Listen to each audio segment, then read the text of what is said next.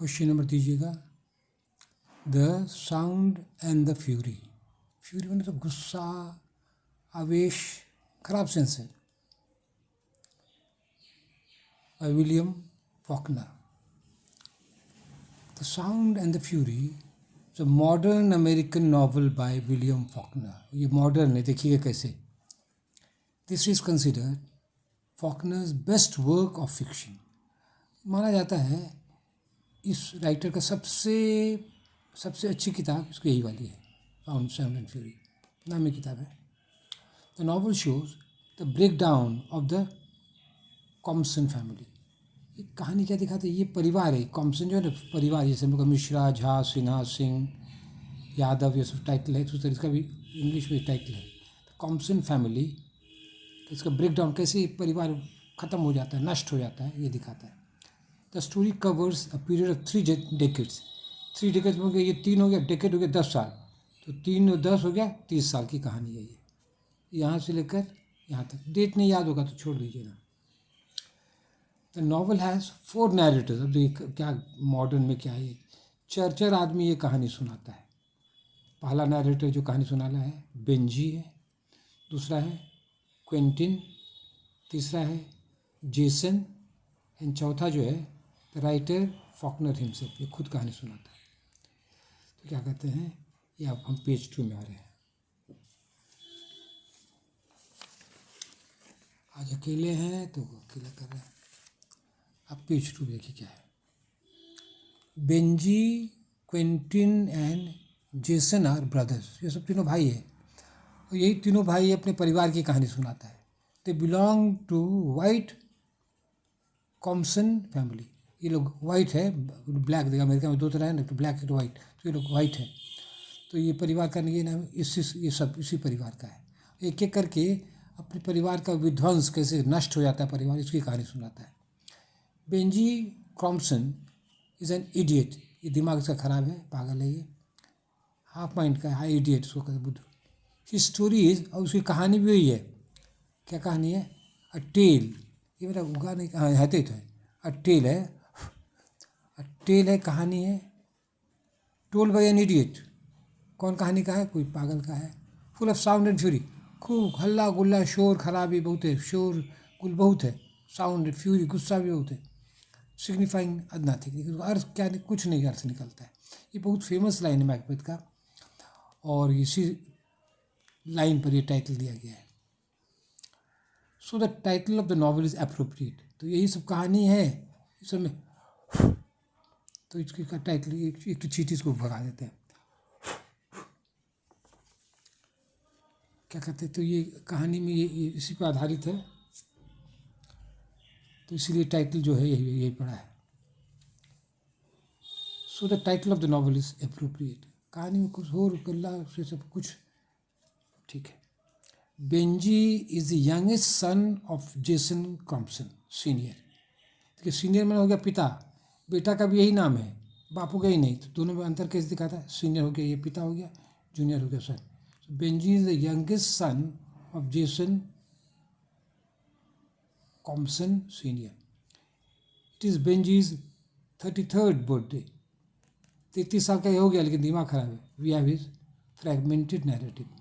तो जो कहानी सुना, कहानी स्टोरी, नैरेटिव होता है, स्टोरी होता है, फ्रेगमेंट टूटा बिखरा है, सिस्टमैटिक नहीं है। दिस मीन्स फ्रेगमेंटेड नैरेटिव हो गया, this means that it does not give a systematic story. सिलसिलेवार कहानी नहीं देता है। He mention some shocking things that came to his he mention some shocking things that come to his mind.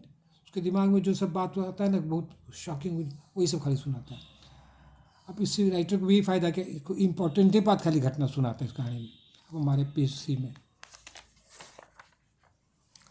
अब देखिए क्या क्या सुनाता है। Number 1, the loss of virginity of his sister Katie.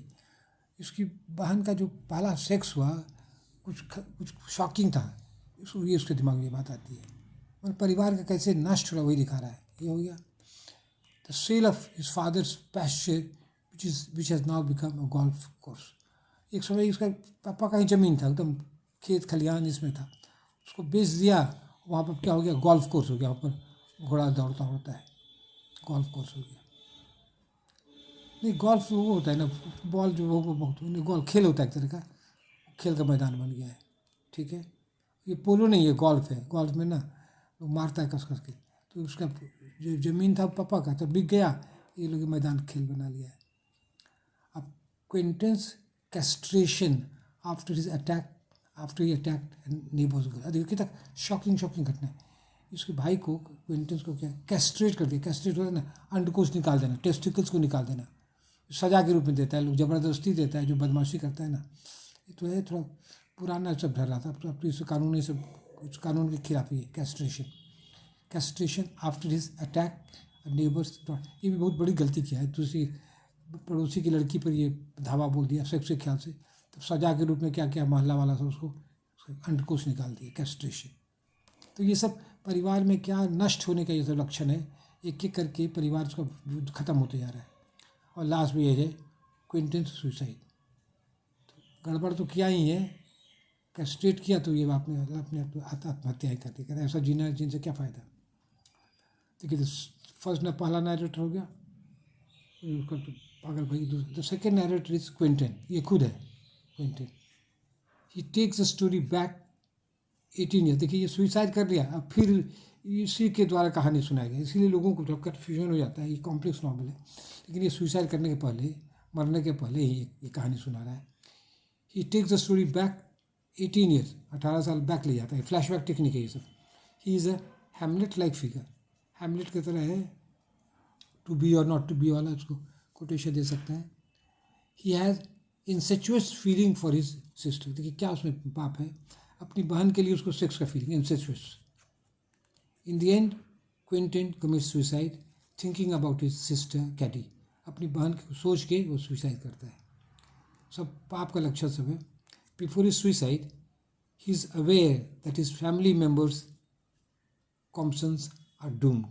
और मरने के पहले इसको ये होश है कि हम पूरा परिवार जो चौपट हो रहा है, डूम्ड चौपट, विध्वंस, खत्म हो रहा है। अब उसको ये होश है इसका, ये कॉम्पसन परिवार ही खत्म हो रहा है।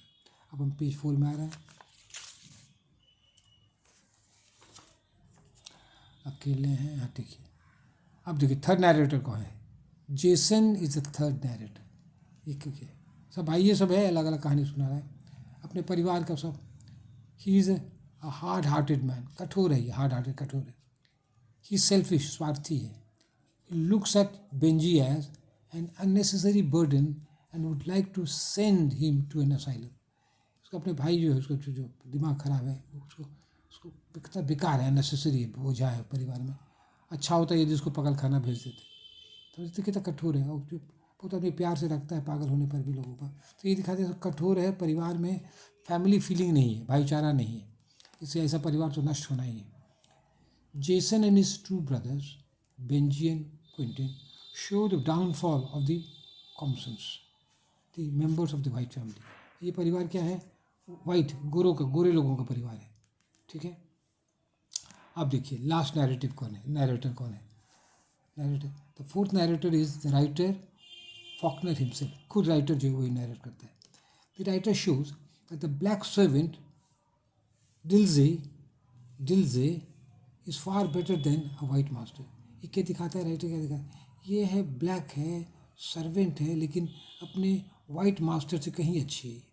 She lovingly takes Benjy to the church, पागल है बेंजी, फिर उसको प्यार से वो चर्च ले जाती है। बट अब पेज 5 में आ रहा है, but Jason strikes Benjy when Benjy moans for his sister कैडी।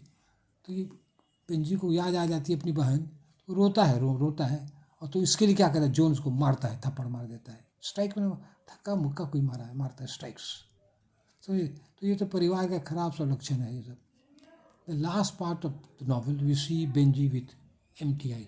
उसको जो मारता है ना, तो मतलब सुन उसका दिमाग हो जाता है, उसका आँख जो है एम्प्टी है, एकदम सूना सूना है बेंजी को, जो मार खा के बेचारा। तो लास्ट स्टोरी का अंत इसी तरह हो जाता है। तो ये सब नॉवल का नया नया टेक्निक है। दिस सजेस्ट, ये एम्प्टी आइज में क्या सजेस्ट है, suggest the hopeless condition of the white American living in the south. कौन, एक परिवार के जरिए बहुत परिवारों का पिक्चर देता है कि वाइट गोरे लोग हैं अमेरिकन से, जो साउथ में रहते खास करके, उनका हालत बहुत ख़राब है। In the civil war the north defeated the south, वो जो सिविल वॉर अमेरिका में हुआ नॉर्थ वर्सेस साउथ में, तो उसको नॉर्थ जीत गया तो साउथ वाले लोगों को कुछ हताश हो गया, उन लोगों का कुछ लोगों का फाइनेंशियली भी मोरल भी उसका नीचे गिर गया, उनका उत्साह उन लोगों का घट गया। ठीक है, अब देखिए, अब नॉवल के बारे में कुछ देखिए। बिकॉज ऑफ द फोर नैरेटर्स, चर्चा नैरेटर है, द यूज़ ऑफ फ्लैशबैक भी यूज़ किया है इसमें, पुरानी बात को कहने लगा है। And the stream of consciousness, logical उसमें नहीं रहता है, उसमें कॉमा फुट सा हट जाता है, एकदम दिमाग में जैसे बात चलती है, तो स्ट्रीम ऑफ कॉन्शियसनेस टेक्निक है वर्जीनिया वुल्फ का। तो ये बिकॉज ये सब कारण क्या है, the sound and the fury is a complex novel. कहते इस सब कारण से क्या, फोर नैरेटर्स हैं, फ्लैशबैक है, स्ट्रीम ऑफ कॉन्शियसनेस, इस सब कारणों से क्या होता है, ये जो नॉवल जो है कॉम्प्लेक्स होता है, जटिल हो जाता है थोड़ा समझने में। Two other famous novels of Faulkner are, तो यहाँ लगता है टू द लगा देते तो अच्छा होगा ना, तो टू अदर फेमस नॉवल्स लगा देते, कहीं कहीं मिस हो जाता है, मिस्टेक कर देते हैं। ये कहाँ गया, तो यहाँ छोटी हो जाएगा। ठीक है, ये छोटी कर दीजिएगा, यहाँ पे छोटी कर ही देते हैं, sorry for the mistake. The two other famous novels of Faulkner are Light in August and Absalom Absalom exclamation mark, ये इसके फेमस नॉवल है। अब हम पेज 6 में आ रहे हैं, लास्ट पेज मेरा ये है। कंक्लूजन कुछ चीज़ अच्छा दिए, कंक्लूजन बढ़िया दिया कीजिएगा, तो कंक्लूजन अपने जानते तो हम ठीक ही दिए हैं। William Faulkner is a Nobel laureate, देखिए नोबेल बड़ी में होगा, यहाँ पर आज हम ऑक्सफोर्ड डिक्शनरी देखें हैं, कहीं किताबों में गलत दे देता है, इज़ अ नोबेल लॉरियट, उसको नोबेल प्राइज़ मिला है। He presents complex problems of the modern age in a complex style. समाज में आजकल मॉडर्न बहुत जटिल कॉम्प्लेक्स प्रॉब्लम है, जटिल सा प्रॉब्लम है, उसको जटिल स्टाइल से इसको प्रकट करता है। That is what T S. Eliot does in his poem the Waste Land. तो टी.एस. इलियट अपनी कविता वेस्टलैंड में यही करता है, जटिल प्रॉब्लम है मॉडर्न एज का, तो जटिल तरीके से स्पष्ट दिखाता है। The days of simple stories are over, और सिंपल दादी नानी जो कहानी सुनाती थी, अब वो दिन अब ख़त्म हो गए। That's all, thank you.